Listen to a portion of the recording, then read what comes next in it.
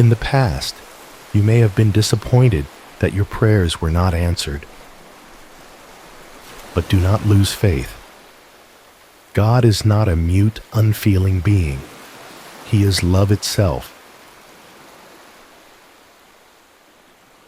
If you know how to meditate, to make contact with Him, He will respond to your loving demands. To know exactly how and when to pray, according to the nature of our needs, is what brings the desired results. When the right method is applied, it sets in motion the proper laws of God. The operation of these laws scientifically bears results. The secret of effective prayer is to change your status from beggar to child of God. When you appeal to Him from that consciousness, your prayer will have both power and wisdom. The Power of Prayer by Paramahansa Yogananda. The first rule in prayer is to approach God only with legitimate desires. The second is to pray for their fulfillment, not as a beggar, but as a son. I am thy child. Thou art my father. Thou and I are one.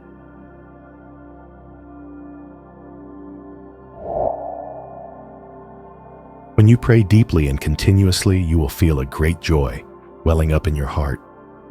Don't be satisfied until that joy manifests.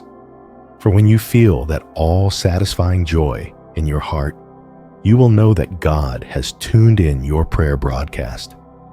Then pray to your Father, Lord, this is my need. I am willing to work for it.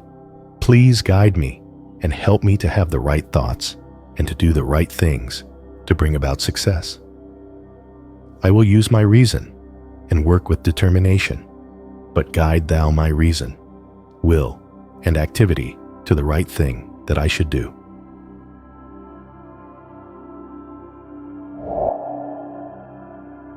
You should pray to God intimately as His child, which you are. God does not object when you pray from your ego, as a stranger and a beggar, but you will find that your efforts are limited by that consciousness.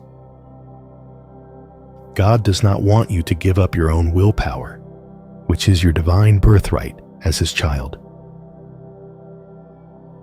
An unceasing demand for anything, mentally whispered with unflagging zeal and unflinching courage and faith, develops into a dynamic power that so influences the entire behavior of the conscious, subconscious, and superconscious powers of man that the desired object is gained.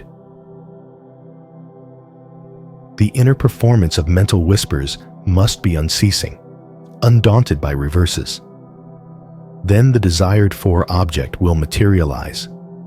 Blind repetition of demands or affirmations without concomitant devotion or spontaneous love makes one merely a praying Victrola, which does not know what its prayer means.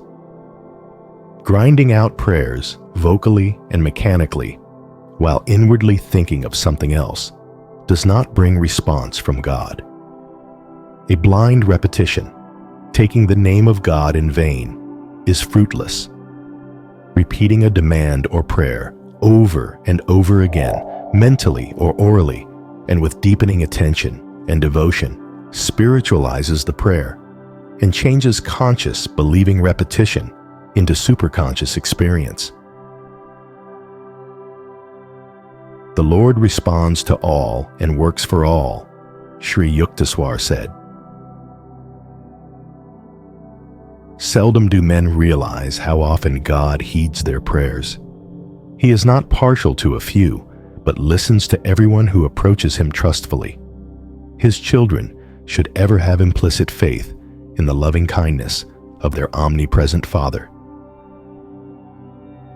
Faith has to be cultivated, or rather uncovered within us. It is there, but has to be brought out. If you watch your life, you will see the innumerable ways in which God works through it. Your faith will thus be strengthened. Few people look for his hidden hand. Most men consider the course of events as natural and inevitable. They little know what radical changes are possible through prayer.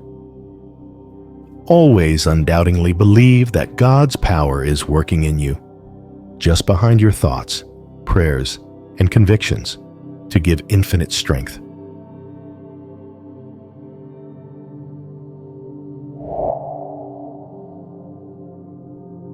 Acknowledge His working within you in everything, and you will have Him always with you.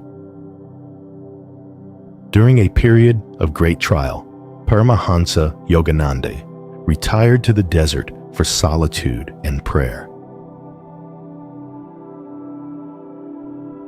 O Lord of Law, may I wear my scars of trials like deserved medals of chastisement, presented to me by the sacred hands of Thy perfect justice. Let my daily difficulties act as antidotes against delusion and rid me of false hopes of worldly happiness. May the tears that flow from me at others' cruel actions wash away from my mind some hidden taint. Let each sharp stroke of the pickaxe of unpleasantness expose within me new wisdom depths. May the unhallowed darkness of ordinary existence so frighten me that I rushingly seek Thy realm of purity and light. Let life's sudden sword thrust force from me only a cry for Thy succor. May the hurtful diggings of circumstance into the soil of my being uncover the ever-bubbling wellspring of Thy solace.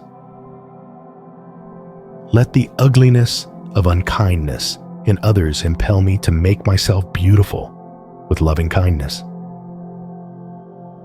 May harsh speech from my companions remind me to use sweet words always. If stones from evil minds are cast at me, let me send in return only missiles of goodwill. As a jasmine vine sheds its flowers over the hands, delivering axe blows at its roots, so, on all who act inimically toward me, may I shower the blossoms of forgiveness.